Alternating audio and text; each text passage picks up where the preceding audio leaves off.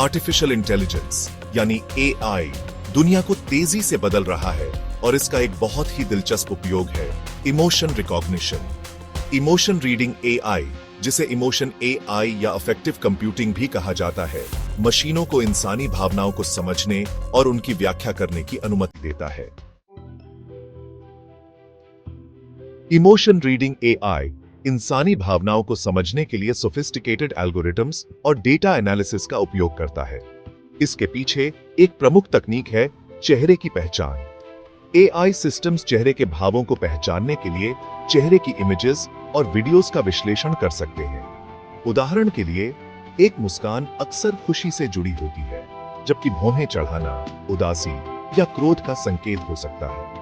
Emotion reading AI का एक और महत्वपूर्ण पहलू है आवाज विश्लेषण। एआई एल्गोरिथम्स भावनाओं का पता लगाने के लिए बोलने के तरीके, आवाज के लहजे और पिच में आने वाले सूक्ष्म बदलावों का भी विश्लेषण कर सकते हैं। चेहरे के भाव और आवाज विश्लेषण से परे, emotion reading AI body language की भी व्याख्या कर सकता है।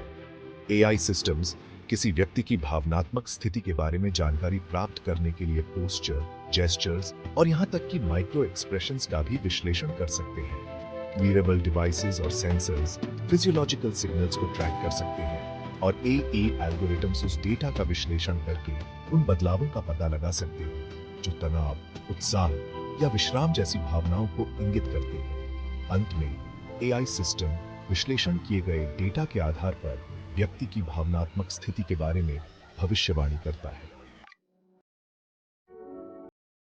इमोशन रीडिंग एआई का उपयोग पहले से ही कई तरह के रियल वर्ल्ड एप्लीकेशंस में किया जा रहा है और इसके संभावित उपयोग लगातार बढ़ रहे हैं।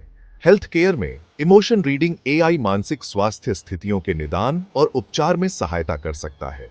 उदाहरण के लिए, AI powered systems therapy sessions के दौरान मरीजों के चेहरे के भाव और आवाज के पैटर्न का विश्लेषण करके डिप्रेशन, एंजाइटी या पीटीएसडी के संकेतों का पता लगा सकते हैं। शिक्षा में इमोशन रीडिंग एआई छात्रों के सीखने के अनुभव को बेहतर बना सकता है। एआई सिस्टम्स ऑनलाइन क्लासेस के दौरान या शैक्षिक सॉफ्टवेयर का उपयोग करते समय छात्रों के चेहरे के भाव और जुड़ाव के स्तर की निगरानी कर सकते हैं। मार्केटिंग और एडवर्टाइजिंग को भी इमोशन रीडिंग एआई से फायदा हो रहा है। विज्ञापनों के प्रति उपभोक्ताओं की भावनात्मक प्रतिक्रियाओं का विश्लेषण करके कंपनियां इस बात की जानकारी प्राप्त कर सकती है कि उनके लक्षित दर्शकों के साथ क्या चीज अच्छी लगती है। इमोशन रीडिंग एआई का उपयोग खरीदारी के अनुभव को निजीकृत करने के लिए भी किया जा सकता है। कारों में एआई पावर्ड सिस्टम्स दुर्घटनाओं को रोकने के लिए ड्राइवरों की भावनात्मक स्थिति और सतर्कता के स्तर की निगरानी कर सकते हैं। जहां इमोशन रीडिंग एआई कई संभावित लाभ प्रदान करता है, वहीं यह नैतिक चिंताओं को भी जन्म देता है, जिन पर सावधानी पूर्वक विचार किया जाना चाहिए। सबसे गंभीर चिंताओं में से एक है गोपनीयता। इमोशन रीडिंग एआई सिस्टम्स व्यक्तियों की भावनाओं के बारे में संवेदनशील व्यक्तिगत डेटा एकत्र और विश्लेषण करते हैं। यह सुनिश्चित करना बहुत जरूरी है कि इस डेटा को जिम्मेदारी से और नैतिक तरीके से एकत्र, संग्रहित और उपयोग किया जाए और व्यक्तियों की गोपनीयता की रक्षा के लिए उचित सुरक्षा उपाय किए जाए। एक और नैतिक चिंता है पक्षजात। एआई एल्गोरिथम्स को बड़े पैमाने पर डेटा सेट्स पर प्रशिक्षित किया जाता है और यदि ये डेटा सेट्स विविध नहीं है और विभिन्न लोगों का प्रतिनिधित्व नहीं करते हैं, तो परिणामी एआई सिस्टम्स पक्षता प्रदर्शित कर सकते हैं।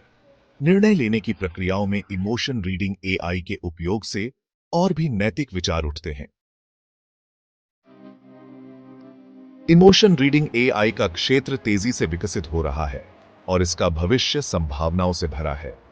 जैसे जैसे एआई तकनीक आगे बढ़ती जाएगी, हम उम्मीद कर सकते हैं कि इमोशन रीडिंग एआई सिस्टम्स मानवीय भावनाओं की व्याख्या करने की अपनी क्षमता में और भी परिष्कृत और सटीक होते जाएंगे। यह विभिन्न क्षेत्रों में नवाचार और अनुप्रयोग के नए अवसर खोलेगा।